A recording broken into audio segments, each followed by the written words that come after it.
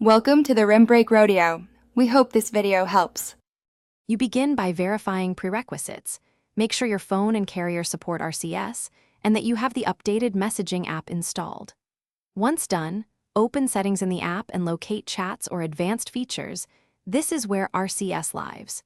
You should be on Wi-Fi or a reliable mobile connection while enabling the service because registration may exchange messages with carrier servers.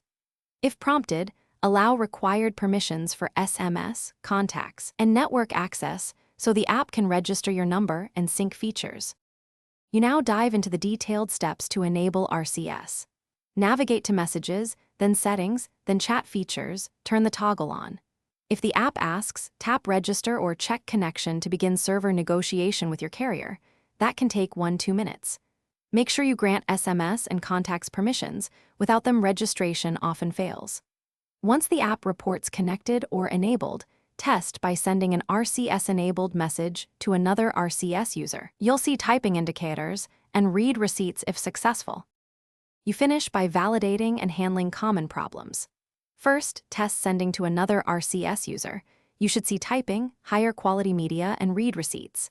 If status remains disconnected, restart your phone, toggle chat features off and on, then re-register. This forces a fresh handshake. Make sure no VPN or restrictive firewall is blocking registration, and verify the number used matches your SIM. If activation stalls beyond a day, contact your carrier. They can confirm provisioning and unblock service on their side. Thanks for watching. Consider subscribing if we helped you.